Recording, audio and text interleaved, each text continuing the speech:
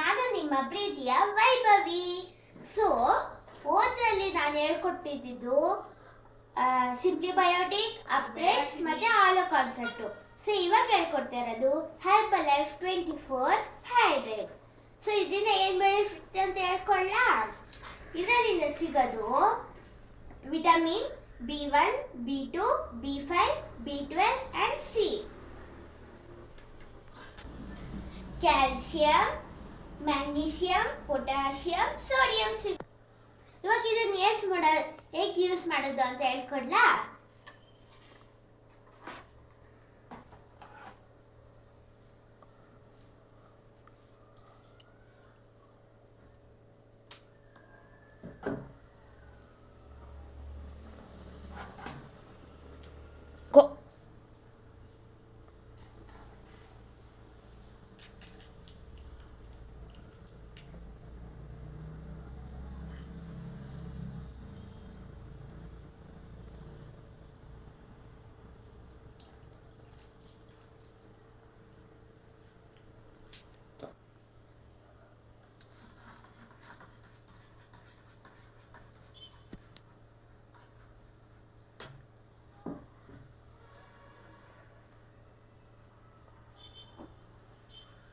ಇದು ತುಂಬಾ ಚೆನ್ನಾಗೈತೆ, ಸ್ವೀಟ್ ಆಗೈತೆ.